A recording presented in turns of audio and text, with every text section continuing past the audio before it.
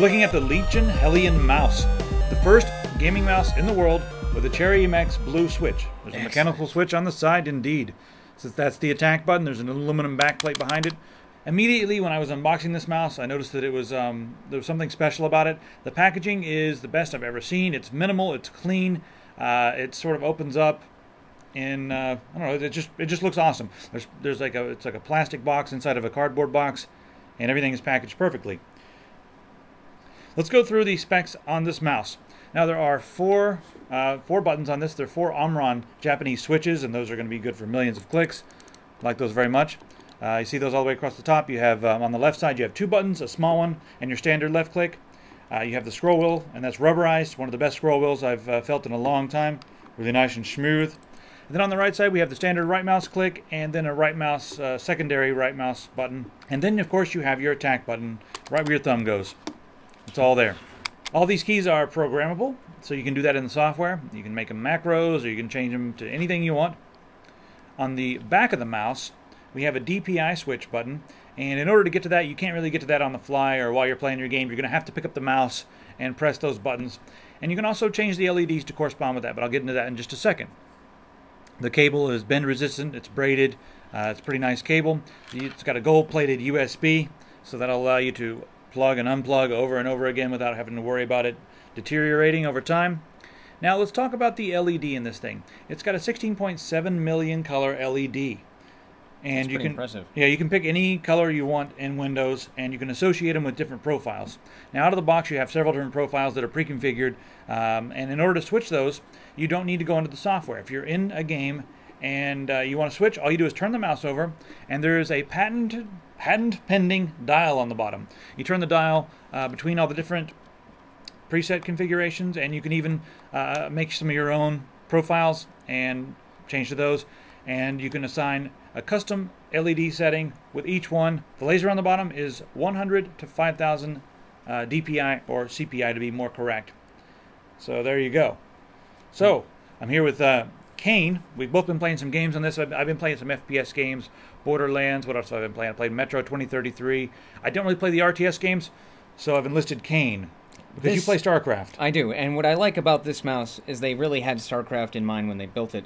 There's the 5 dials on the bottom, or the 5 positions on the bottom for the dial. Yep. 3 of them are for Terran, Zerg, and Protoss, and it changes the attack button and some of the buttons on top to operate as different preset hotkeys. Like for the example, the attack button is you hit A on the keyboard, it turns you into your attack cursor, and then you can left click. So you just hit the one button and then you hit the left click, and it's like switching to attack. So you can continue to do other things with your left hand on the keyboard, and you move that attack click to your right hand on the mouse, which is pretty fun. And if you don't need attack there, like if you're playing a different game, you can remap that to something else. Yeah. In Borderlands, I set that up for my grenade, so I don't have to reach over and press G.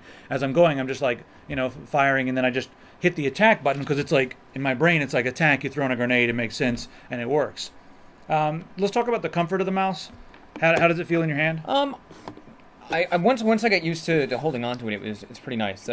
Because my thumb kind of now naturally gravitates toward the attack button. When I first started grabbing the mouse, I was always grabbing it with the left side of my hitting right the hand. attack button? And I was hitting the attack button when I was trying to get a hold of the mouse itself. Yeah, I think in Windows I had that set up to open up Windows Explorer, so it was like every time you hit it, it's like... Yeah, no, I was having some issues. I grabbed his mouse on his computer, and it was just like, crap, what is it doing? And suddenly I've got Windows popping up, and I'm like, what's happening? Right. Now, for me...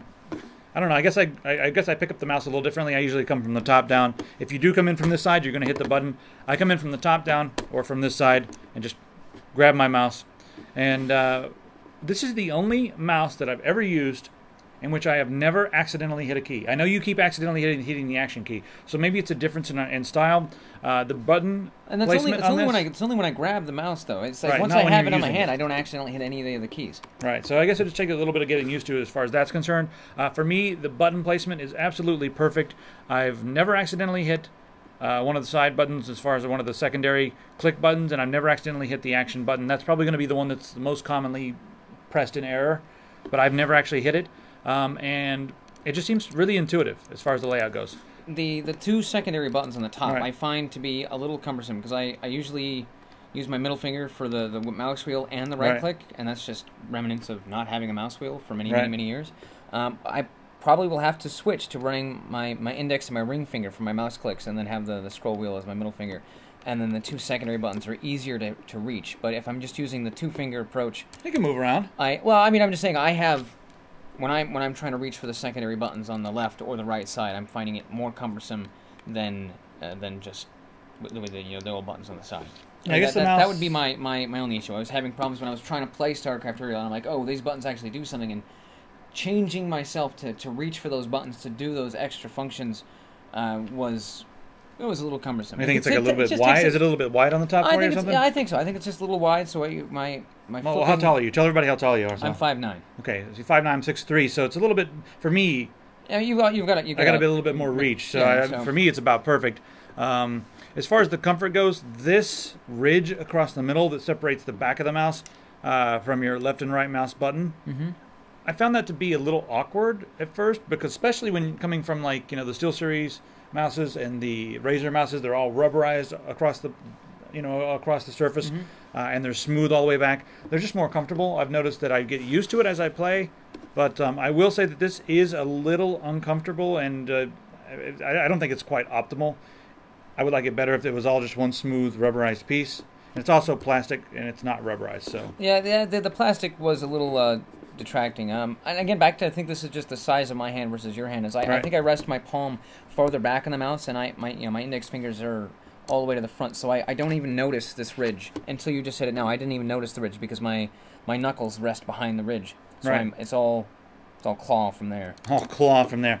All right. Well, I do definitely notice the ridge myself, but again, I'm larger hands. So for the larger hands, the button placement is perfect, and the ridge is more noticeable. Yeah. I mean, if they had a left-handed version of this mouse, that would be kind of nifty. Or if they just decided to create the defense button on the other side. Right. So you have attack and defend. I mean, I'm just making stuff up now. Yeah, we need a left-handed version. So if you're a righty, this may be a really good option for RTS games. I found that it performed really well in the FPS games. I did have to configure the DPI and tweak it a little bit, but after I got it set up, it did a really good job in all the games that I played.